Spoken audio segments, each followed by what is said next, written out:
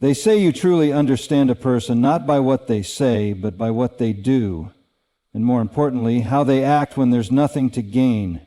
In a world full of filtered lives and carefully curated impressions, it's easy to be fooled by appearances. But if you really want to see someone's true character, you don't need a long list of psychological tests or years of observation. Often it comes down to just two simple things. These two moments, seemingly ordinary, have a powerful way of revealing who someone really is beneath the surface. Today I want to talk about those two things and why they matter more than almost anything else when it comes to understanding the heart of a person. One of the clearest windows into a person's character is how they treat those who hold no power, offer no advantage, and command no influence over their lives. It's in the everyday, often unnoticed interactions, with the waiter who brings the wrong order, the janitor quietly sweeping the hallway, the stranger asking for directions, that we see whether someone's kindness is real or simply a performance reserved for those who matter in their world. There's a psychological principle called impression management, which refers to the ways people consciously control how they are perceived. We all engage in it to some extent. It's natural. But when someone is only kind, respectful, or attentive when they believe it serves them socially or professionally, that kindness becomes a transaction, not a value. The real test is how they behave when there is absolutely nothing to gain, when the spotlight is off. That's where the truth emerges. Philosophers and moral thinkers have echoed this idea for centuries. Immanuel Kant argued that moral worth lies not in the outcomes of actions, but in the intention behind them. Are you being good because it benefits you, or because it's the right thing to do? The answer to that question shows up in how people treat those society has labeled as less important, those from whom they expect no benefit, no recognition, not even gratitude. If someone is genuinely respectful toward a receptionist, a delivery driver, or someone living in hardship, that behavior isn't rooted in strategy. It comes from an internalized ethic, a sense of shared humanity. It reflects a person who recognizes the inherent dignity in others, regardless of their status. And that's the core of character, not what you do when the world is watching, but what you do when you think it doesn't matter. You'll notice that people with strong character don't differentiate based on titles. They're not more generous with the CEO than with the intern. They don't reserve politeness for those who can open doors for them. And it's not because they're trying to prove anything. It's because they see people, not positions. There's also a deeper psychological layer here related to empathy and self-awareness. Those who treat others poorly when there's no clear consequence are often lacking in both. It signals a kind of emotional blindness. They can't or won't see life from someone else's perspective unless they're forced to. They live in a transactional world where worth is measured by usefulness. That's not just a lack of kindness, it's a fundamental misunderstanding of what it means to be human. On the other hand, someone who instinctively treats everyone with respect tends to carry a stronger internal compass. They aren't scanning the room for power dynamics. They aren't thinking in terms of leverage. They're simply acting in alignment with values they've internalized, values that are stable, not situational. That's why watching how someone treats people in low-stakes situations can be so revealing. It shows whether they've built their character on external rewards or internal principles. But it's also important to recognize that how we treat others isn't just a reflection of our character, it actively shapes it. Each interaction is a small rehearsal for who we're becoming.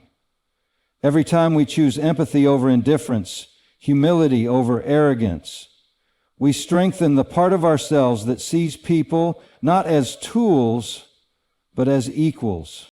So if you really want to understand someone or even evaluate your own growth, don't just look at how they behave in high-pressure scenarios or with influential people. Watch how they act when they're in the checkout line, how they speak to the rideshare driver, how they respond to someone who has nothing to offer them in return. Because in those moments, there are no incentives, no image to uphold, no ladder to climb, just raw, unfiltered human behavior. And that, more than almost anything else, will tell you what kind of person you're really dealing with. The measure of a person is not how they treat the powerful, but how they treat the invisible. If you want to understand someone's true nature, look at how they behave when things go wrong, when the pressure is on, when plans fall apart, when they're tired, cornered, or criticized. These are the moments that strip away our social masks. Adversity doesn't just build character, as the old saying goes, it reveals it. Under pressure, people default to their most deeply ingrained values and instincts. What you see in those moments is rarely a performance. It's often the raw, unfiltered version of who they really are. From a psychological standpoint, stress narrows our attention and taxes our emotional regulation systems. That's when the unconscious begins to surface. When everything is going smoothly, it's easy to appear composed, generous, and reasonable. But when someone's ego is bruised or their control slips, you begin to see the foundation they're really standing on. Do they lash out, shift blame, or retreat into defensiveness? Or do they pause, reflect, and take responsibility even when it's difficult? These moments are not anomalies, they are revelations. Philosophically, this taps into the idea of virtue ethics, an approach that focuses not on isolated actions, but on the consistent habits and moral tendencies of a person's life. Aristotle spoke of arete, or excellence of character, which only becomes visible over time, especially when life doesn't go according to plan. Anyone can appear decent when everything is under control, but when someone is under duress, their choices aren't just reactive, they're revealing. It's in failure, frustration, and friction that their real ethical framework comes into view. One of the clearest examples of this is how someone handles mistakes, both their own and others. Do they take ownership, or do they instinctively look for someone else to blame? Do they double down on dishonesty to protect their image, or are they capable of admitting fault and learning from it? These are not minor personality quirks. They are critical indicators of integrity, humility, and emotional maturity. How someone handles being wrong is more important than how often they are right. It's also important to observe how someone treats others when they themselves are struggling. Does their stress become an excuse for cruelty? Do they allow frustration to justify disregard for others' feelings or boundaries? Or do they retain a sense of perspective, recognizing that even in their pain, they are responsible for the impact they have on those around them? Resilience isn't just about enduring hardship. It's about maintaining your ethics, your decency, your sense of others in the face of it. This is where emotional intelligence plays a central role. Psychologically, emotionally intelligent people are more self-aware. They recognize their stress responses and understand the ripple effects of their emotions. They don't let anger or fear dictate their behavior, at least not without reflection. But when someone lacks that awareness, hardship becomes a license to regret. They may become erratic, dismissive, even cruel, because they have not cultivated the internal tools to meet difficulty with integrity. There's also a social element to this.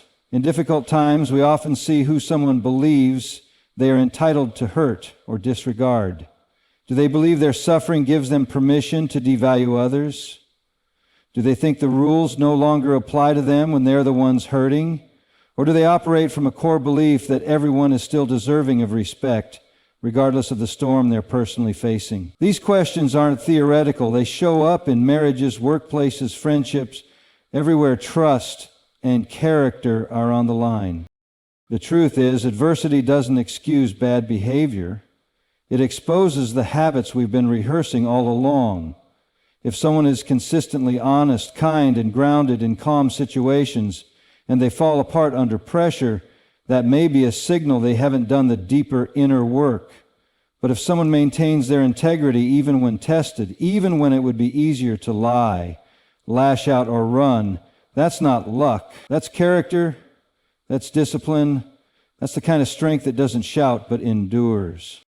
So if you want to truly know who someone is, watch what they do when their plans fall apart. Watch how they treat people when they're in pain. Pay attention not just to what they say in crisis, but what they choose, because in those moments, You're not seeing their brand, you're seeing their truth. And that truth will tell you far more than any polished performance ever could. Hardship doesn't create character, it reveals the character that was always there. One of the most consistent errors we make in judging character is mistaking words for truth. We are naturally drawn to language persuasion, charm, eloquence. We take comfort in the way people describe themselves. I'm honest. I value respect. I always do the right thing. But character doesn't reside in language. It resides in patterns, in actions. In the space between what someone says and what they do, there lies the real story. Psychologically, this is tied to the concept of cognitive dissonance, the tension that arises when a person's behavior doesn't align with their stated beliefs or values. Most people are not consciously lying about who they think they are. Rather, they believe their words reflect their reality. But when those words are not backed by consistent behavior, the dissonance becomes visible, and so does the gap in their character. It's in that gap that we see whether a person lives by principle or simply by convenience.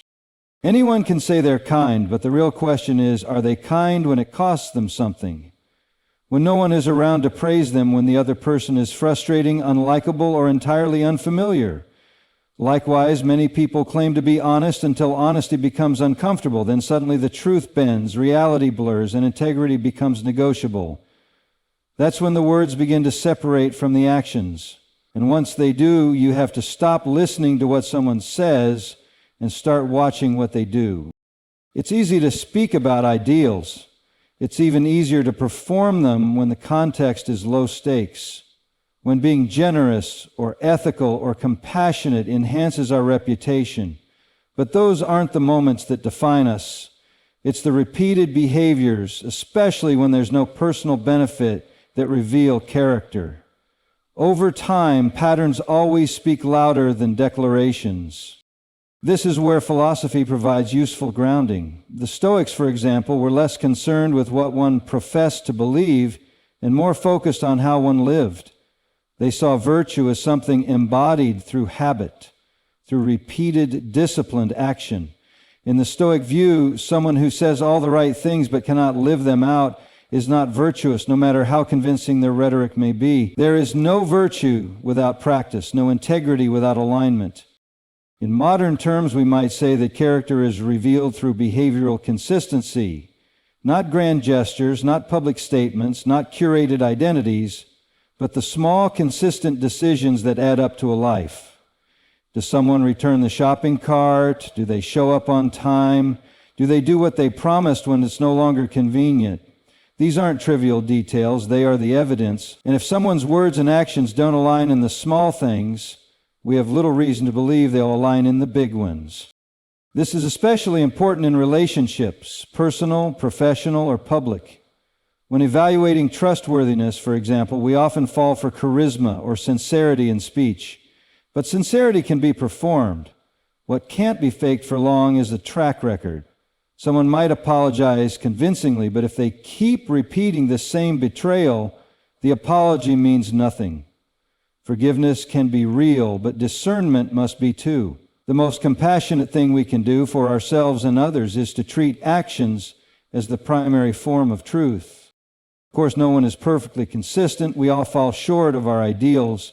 But the key is trajectory. Is someone striving to align their behavior with their values even when it's difficult? Are they willing to examine their own contradictions and take responsibility? That humility, the willingness to grow, to be accountable, is itself a form of character. But without that, without action catching up to intention, all we have is talk. So if you want to truly understand someone, if you want to build trust, choose leaders or invest in relationships. Stop listening to their words as if they are evidence. Treat them as intentions, as starting points. Then step back and watch. Watch what they do when no one's watching. Watch how they live when it's inconvenient. Watch how they act when there's no applause. That's where the truth is. Words can inspire, mislead, entertain, or deceive, but character lives in action. and action is the only language that doesn't lie. If you really want to know who someone is, watch how they handle power. Not how they talk about leadership, not how they describe themselves when asked about responsibility, but what they actually do when they hold influence over others. Because power doesn't just influence behavior, it reveals the architecture of a person's character. It brings to the surface the tendencies that might otherwise remain hidden. It exposes the real moral compass, or the lack of one. Power creates asymmetry. When someone has control over resources, decisions, or outcomes, whether in the workplace, in a relationship, or in society at large, it places them in a position where they don't have to be kind or fair or honest. They can get away with things. They can bend the rules, dominate the conversation, take up space that others can't. And that's exactly where character becomes visible. Because when someone can act without consequence, the only thing that governs their behavior is who they are underneath the surface. Psychologically, this is connected to a concept known as the power paradox. People often rise to positions of power because of traits like empathy, collaboration, and fairness, but once they attain power, the insulation it brings can reduce their sensitivity to others. Empathy can decline. Self-interest becomes easier to justify. The system subtly rewards those who prioritize efficiency or control over ethics. Unless someone is deeply anchored in principle, power will tempt them to deviate from the values that got them there in the first place. The real question isn't whether power changes people, it's whether it amplifies who they've always been. A person who seeks power for the purpose of serving others will use it to uplift, protect, and empower. They won't need to dominate in order to feel significant. But a person who uses power to elevate themselves above others will often exploit it. They may humiliate those beneath them, demand obedience instead of trust, or manipulate situations to serve their ego. And often they'll justify these actions as necessary or even noble because unchecked power comes with the capacity to rewrite the narrative in real time. This is why character matters so much more than charm or credentials when it comes to leadership. We often confuse competence with character, but they are not the same. A person can be brilliant and ruthless. They can be effective and corrupt. What distinguishes ethical leadership, true strength, is restraint. It's the choice to act justly even when injustice would be easier. It's using influence not to coerce, but to elevate. And that requires a kind of inner discipline that only a strong character can sustain. Philosophers have long wrestled with this dynamic. Plato warned that those who crave power the most are often the least suited to wield it. His ideal leader was the philosopher king, someone who didn't seek power but accepted it reluctantly and ruled with wisdom and humility. In contrast, Nietzsche viewed power as an unavoidable force in human life. But even he acknowledged that how we use power is where morality enters. Do we seek mastery over ourselves or over others? There's also a practical implication here for how we structure our lives and our institutions. If we want a culture that values integrity, we can't just reward performance, we have to reward character. We have to pay attention to how people lead, not just what they achieve. We have to normalize accountability, not just celebrate authority. Because the kind of power we tolerate shapes the kind of society we become. On a personal level, this plays out every day in family systems, in friendships, in workplace hierarchies. Everyone holds some form of power over someone else at some point through seniority, through experience, through economic or emotional influence. And in those moments, we are presented with a choice. Will we use our position to serve others or to serve ourselves? Will we see our influence as a tool for care or a shield for control? The most decent people you'll ever meet are often those who carry power lightly. They don't need to remind you they're in charge. They don't demand loyalty through fear or expectation. They lead by presence, not pressure.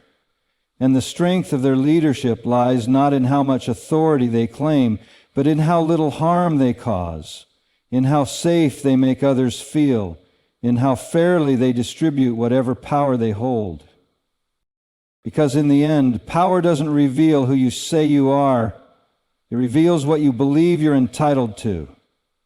And that belief, tested in moments of authority, is one of the clearest, most unambiguous indicators of character you will ever find. Power will always uncover the truth. The only question is whether that truth is worthy of the trust it's been given. If you want to understand the core of someone's character, look not at how they treat their equals or superiors, but at how they treat those who can do nothing for them, the people without influence, the ones who don't command respect in the eyes of the world. This is where the illusion of performative morality collapses and something deeper, something more telling emerges. Because when there's nothing to gain and no one important watching, the mask tends to slip. And what's left underneath is often the purest signal of who someone really is. There's a certain clarity that arises when we remove status from the equation. Many people are polite to their boss, attentive to those with power, or generous when reciprocity is expected. That doesn't necessarily reflect bad intent. It's simply part of the social fabric we operate within. But those interactions don't demand much of us. They're shaped by norms, expectations, and the instinct for self-preservation. What actually tests a person's character is how they engage with those they're not incentivized to impress. Philosophically, this touches on a deep ethical tradition going back to thinkers like Immanuel Kant, who believed that the essence of morality lies in treating every individual as an end in themselves, never merely as a means to an end. In other words, a person of character doesn't just offer dignity to the powerful or the appealing, they extend it universally because they see every human being as inherently valuable. Not based on what that person can offer, but based on who they are. A fellow human with an inner world as rich, vulnerable, and complex as their own. Psychologically, this behavior reflects high levels of empathy and moral maturity. Research in moral development consistently finds that individuals who operate from a principled, internalized value system, rather than a desire for approval or reward, are more consistent in their ethical behavior across all types of interactions. They don't need someone to be impressive, attractive, or advantageous in order to respect them. Their decency isn't selective, it's systemic. It's built into the structure of how they live. The everyday examples are easy to overlook because they often seem small. How someone talks to a waiter, how they speak about the janitor when they think no one's listening, whether they bother to acknowledge the person cleaning the office or holding the door. These moments aren't trivial. They are microcosms of deeper truths.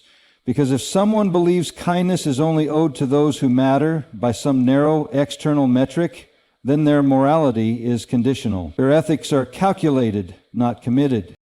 We see this dynamic play out in all kinds of relationships, in leadership roles, for instance.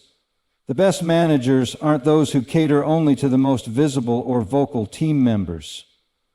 They're the ones who advocate for the quiet contributors, who notice the unseen labor, who treat every member of the team as worthy of respect. In families, true parental character shows up not just in how adults treat each other, but in how they speak to children, especially when those children can't yet articulate boundaries or defend themselves. In communities, it's reflected in how we care for the marginalized, the elderly, the vulnerable. These are not side issues. They are the very measure of whether we mean what we say about dignity and justice. Because character at its root isn't about how well we perform in public, it's about what we practice in private. It's how we act when we believe no one will call us out or applaud us for doing the right thing. And in those moments, how we treat the invisible people, those without leverage or prestige, says more about us than any display of virtue ever could. There is a certain kind of quiet nobility in those who treat everyone with dignity, regardless of status. These are the people who see humanity before hierarchy. They are grounded not in image, but in principle. They don't need an audience to be kind. They don't need a reason to be fair. and they don't need someone to be impressive to recognize their worth. That is not weakness. That is moral clarity. That is strength in its most subtle and enduring form. So the next time you want to understand someone, really understand them, don't just look at how they behave when it's strategic. Watch how they treat the ones who have nothing to offer. Observe how they speak to those the world ignores. That's where their real values live. Because the truest test of character is not how we treat the powerful, but how we honor the powerless. So when we ask what truly reveals someone's character, we must move beyond appearances, beyond words, beyond the curated image people offer the world. Character doesn't announce itself with charm, with confidence, or with cleverness. It shows up quietly, unmistakably in two places: how someone treats people who are of no use to them, and what they do when they believe no one is watching. Everything else, what people say about themselves, how they present under pressure, how they speak in public, can be rehearsed, manipulated, or masked. But in those two realms, there is no hiding. When there's no reward on the line and no consequence for doing the wrong thing, a person's true nature comes to the surface. That is where we see whether someone acts out of principle or convenience, compassion or self-interest, truth or performance. The implications of this are both sobering and empowering. Sobering because it demands a more honest look at the people we trust, follow, or admire, and empowering because it gives us a clearer standard by which to measure our own lives. It calls us not just to be good when it benefits us, but to be good when it costs us. Not just to act with integrity in public, but to live with integrity in private. The measure of a person is never what they say about their values. It is whether their smallest actions align with those values when no one's watching, and especially when there's nothing to gain. If we want a better world, one with more trust, more justice, and more truth, we don't need more declarations of virtue. We need more people whose values are real enough to survive the silence and the shadows, because that is where character lives, and that is where it is most needed.